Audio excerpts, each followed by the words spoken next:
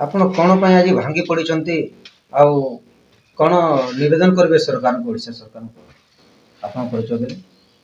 मोर नाम कुश भाइना, मोर पालित बापांकर नाम जुआनी भाइना एवं पालित माँ का नाम अखिला भाइना। अखिला से मोर पालित माँ तो वर्तमान चलीगढ़ी स्वर्ग ग्रहण करछंती। आउ एबे मो अनाथ अछि। आउ भिक्षावृत्ति करके दिन काटुଥିଲି। ଆଉ ଆଗକୁ ଅଛି ଗୋଟେ ଶିକ୍ଷକ ହେବା ପାଇଁ ମୋର ଗୋଟେ ଇଚ୍ଛା ଆଗ୍ରହ ଅଛି। ସେଥିପାଇଁ ମୋତେ ବିଇଡ଼ି କଲେଜ ବିଇଡ଼ି ପଢ଼ିବା ପାଇଁ ବିଇଡ଼ି ଏଣ୍ଟ୍ରାନ୍ସ ଦେଇଥିଲି ସମ୍ବଲପୁର ଗଙ୍ଗାଧର ମେହେର କଲେଜରେ। ସେଥିରେ ଉତ୍ତୀର୍ଣ୍ଣ ହୋଇ ବିଇଡ଼ି ଏଣ୍ଟ୍ରାନ୍ସରେ ଉତ୍ତୀର୍ଣ୍ଣ ହୋଇକରି ମୋତେ କେତେ ମସିହାରେ? 2023 ମସିହାରେ Parashuram Mishra doctor Parashuram Mishra B Ed college ସ୍ଥାନ ମିଳିଥିଲା। କିନ୍ତୁ ମୁଁ ନାମ ଲେଖାଇବା ପାଇଁ ଟଙ୍କା ପାଇଲି ନାହିଁ। ତେଣୁକରି ମୁଁ ଜିଲ୍ଲାପାଳ ଶ୍ରୀଯୁକ୍ତ ବିମଲେନ୍ଦ୍ର ରାୟକୁ ସାକ୍ଷାତ କରିଥିଲି ଗ୍ରିଭାନ୍ସରେ। ସେ କହିଲେ ତୁମେ ତ ଏତେ ଟଙ୍କା ପାଇବ କେଉଁଠୁ, ଆଉ ତୁମ ପାଇଁ ମାଗଣା ଅଛି, ତୁମେ ନାମ ଲେଖା କରିବା ଏବଂ ଖାଇବା ଯାହା ଖର୍ଚ୍ଚ ମୁଁ ଚିଠି କରିଦେଉଛି। ଖାଇବା ଖର୍ଚ୍ଚ ସେ କଲେଜର ଅଧ୍ୟକ୍ଷ ଆମକୁ ଚିଠି କଲେ ଆମେ ଦେବୁ ବୋଲି କହିଲେ। ମୁଁ ବର୍ତ୍ତମାନ ଚିଠି କରିଦେଉଛି ଆଉ ତୁମର ହେବ ନାମ ଲେଖା ସମ୍ପୂର୍ଣ୍ଣ ମାଗଣାରେ ହେବ ବୋଲିକି ସେ କହିଲେ। କିନ୍ତୁ ସେ ମାଗଣାରେ ହେଲା ନାହିଁ। ସେମାନେ ମାନିଲେ ନାହିଁ। ତାଙ୍କ ଚିଠି କଲେ ମାନିଲେ ନାହିଁ। କେତେ ଟଙ୍କା ଦେଇଥିଲେ?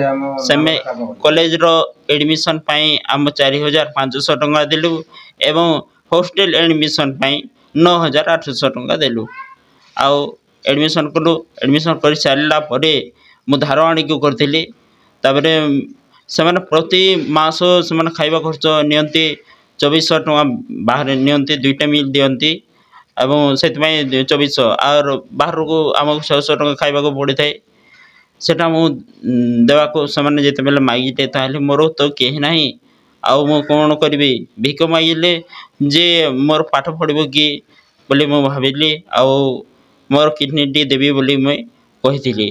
ଆମର ଅନ୍ୟମାନଙ୍କୁ କହିଲେ କିନ୍ତୁ ସେମାନେ ଆମ ଅଧ୍ୟକ୍ଷ ଜାଣିଲେ ଏଇଟା, ଆଉ ଅଧ୍ୟକ୍ଷଙ୍କ ସାଙ୍ଗଟି ମୋତେ କିଣି ନେବେ ବୋଲି 40,000 ଟଙ୍କା ଦେଇଥିଲେ ଏବଂ ଆଡ଼ଭାନ୍ସ ମଧ୍ୟ ଆଣିଥିଲି। କିନ୍ତୁ ଏଇଟା ଅପରାଧ ବୋଲିକି ଭାବିକି ମୁଁ 40,000 ଫେରାଇ ଦେଇଥିଲି ଆଉ ମୁଁ ରାଜି ହେଲି ନାହିଁ। ସେମାନେ ଏଥିରୁ ତାପରେ ସେମାନେ ପ୍ରତିଶୋଧ ନେବା ପାଇଁ ଚାହିଁଲେ। ଆମର ଦିବାକର ଷଡ଼ଙ୍ଗୀ ଯିଏକି ପ୍ରିନ୍ସିପାଲ୍ ଥିଲେ 2023ରେ ଆଉ 24ରେ ଆଉ ରହିଲେ ପ୍ରିନ୍ସିପାଲ୍। ଆଉ ସେମାନେ କହିଲେ ତାପରେ ମୋତେ ହଷ୍ଟେଲ ମନା କରିଦେଇଥିଲେ ଯେ ଖାଇବାକୁ ମନା ବୋଲିକି ମୋତେ ଭୋକ ଉପବାସରେ ମୁଁ 2 ଦିନ ରହିଲି। 2 ଦିନ ପରେ ମୁଁ ବାହାରିଲି ଏବଂ ବାହାରିଲି ଭିକ ମାଗି ମୋର ଯେମିତିକି ଚଳିବି ଖାଇବି ବୋଲି ଭାବିଲି। କିନ୍ତୁ ମୁଁ ବାଟରେ ପଡ଼ିଯାଇଥିଲି। ମୋତେ ଗୋଟେ ବନ୍ଧୁଟେ ଉଠାଇଥିଲେ ଏବଂ ସେମାନେ କହିଥିଲେ ତୁମେ କାହିଁକି ଏମିତି ଆସୁଛ, ତୁମେ ତ ବିଇଡ଼ି କଲେଜର ଛାତ୍ର। ତାକୁ ମୁଁ କହିଥିଲି ସବୁ କଥା, ଏମାନେ ମୋତେ ଆଉ ଖାଇବାକୁ ଦେଉନାହାନ୍ତି ବୋଲି। ତାପରେ ସେ ଗୋଟେ ସାମ୍ବାଦିକକୁ ଫୋନ୍ କଲେ ଏବଂ ସାମ୍ବାଦିକ ଆସିକି ମୋତେ ଫଟୋ ନେଲେ ଏବଂ ମୋର ସବୁକିଛି ଆର ଦିନ ପତ୍ରିକାରେ ଦେଲେ। ସେଇଟା ସମ୍ବାଦ ନ୍ୟୁଜ୍ରେ ପ୍ରକାଶ ପାଇଥିଲା।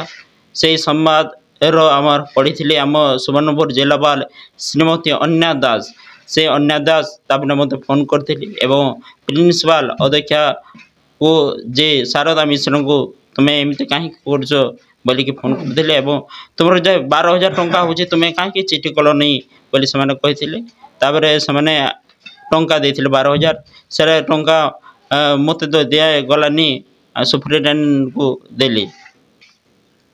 ସୁପରିଟେଣ୍ଡେଣ୍ଟ ନାମ ରଖିଲେ। ତା ପୂର୍ବରୁ ମୁଁ ଧାର ଆଣିକି ବି ହଷ୍ଟେଲରେ ମୋର 12,000 ଟଙ୍କା ମୁଁ ଦେଇ ସାରିଥିଲି। ସେଟା ବି ମଧ୍ୟ ସେ ମାନେ ରଖିଥିଲେ। ଆଉ ଏମିତି ହେଇକିରି ଥିଲା। ତାପରେ ଫର୍ମ ଫିଲ୍ଅପ୍ ସମୟ ଆସିଗଲା।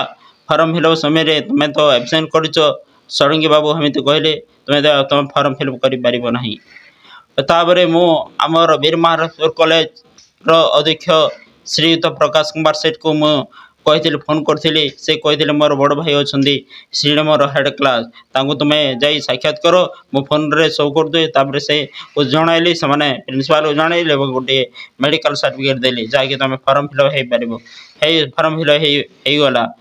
ତାପରେ ମୋର ଜୁନ୍ ମାସରେ ଛୁଟି ହେଲା। ଜୁଲାଇ ମାସରେ ପରୀକ୍ଷା ହେବାର ଥିଲା। ଦ୍ୱିତୀୟ ବର୍ଷ ଆଡ଼ମିସନ୍ ମଧ୍ୟ ହେଲା ଯେ ଆଉ ଥରେ ଆଡ଼ମିସନ୍ ହେଲା।